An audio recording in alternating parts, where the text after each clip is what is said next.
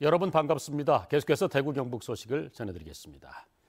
우리 지역은 대체로 맑은 가운데 추운 날씨를 보이고 있습니다. 오늘 아침 최저 기온은 대구 영하 5.9도, 의성 영하 13도 등 영하 14도에서 영하 5도의 분포로 어제보다 4, 5도가량 낮았고 경북 북부 내륙 지역으로는 한파주의보가 내려져 있습니다. 낮 최고 기온은 대구 3도, 영주 영하 1도 등 영하 1도에서 영상 4도의 분포를 보이겠습니다. 대구 기상지청은 내일 아침 최저 기온은 오늘과 비슷해 춥겠지만 낮 기온이 오늘보다 3도 이상 오르면서 평년 기온을 회복할 것으로 내다보고 있습니다. 하룻밤새 야산 등 집 주변 10여 군데를 돌며 불을 지른 연쇄 방화범이 경찰에 구속됐습니다. 방화범은 농기계 수리가 늦어 홧김에 불을 놓았다고 주장하고 있는데요. 경찰은 제천 3사 등 최근 잇단 대형 화재가 피의자의 범죄 심리를 부추겼을 가능성도 배제하지 않고 있습니다. 엄지원 기자가 취재했습니다. 승용차 한 대가 어둠을 뚫고 정차한 직후 저 멀리 붉은 화염이 솟구칩니다. 이번에 200m 앞 마을로 진입하는 차량. 한 남성이 내리더니 농기계 수리점 입구에 불을 붙인 종이를 던지고 사라집니다. 남성은 마을 주민 43살 강모 씨로 집 주변 전방 4, 5km, 봉화군 상운면의 야산 등을 돌며 무작위로 방화한 혐의를 받고 있습니다.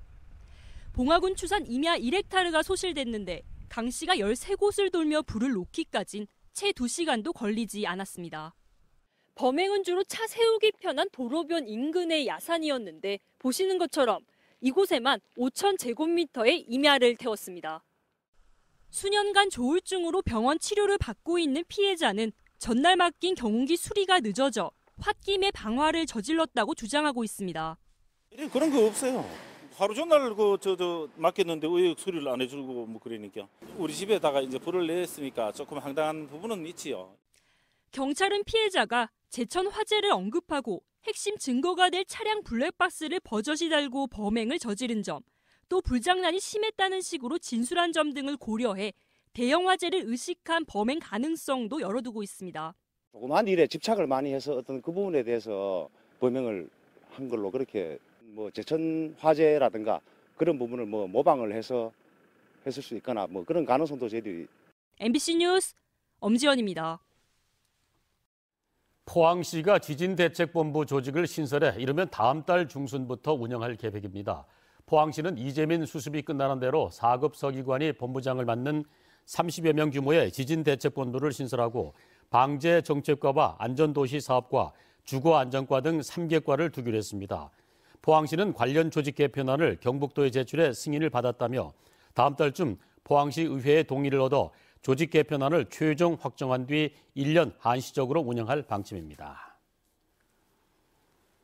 내년에 대구에 착공되는 건설공사 규모는 6조 2천억 원에 이를 것으로 예상됩니다.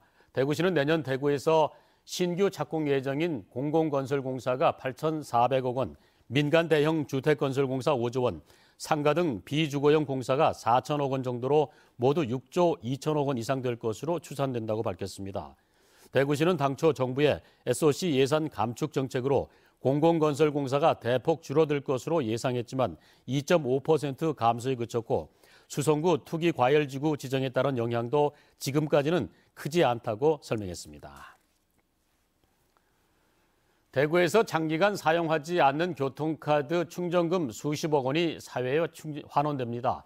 대구시는 교통카드 장기 미사용 충전 선수금을 사회에 환원해야 한다는 참여연대 등 시민단체의 요구에 공감해 5년 이상의 장기 미사용 충전 선수금 58억 원을 공익법인의 지정기부에 시민들의 복지를 위해 사용할 방침이라고 밝혔습니다.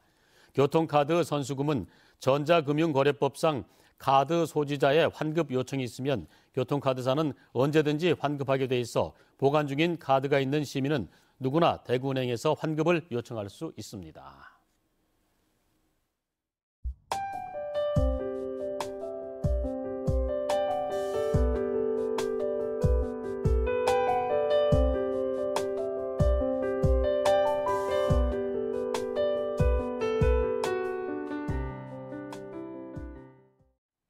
이상으로 930 MBC 뉴스 모두 마칩니다. 함께 해주신 여러분 고맙습니다.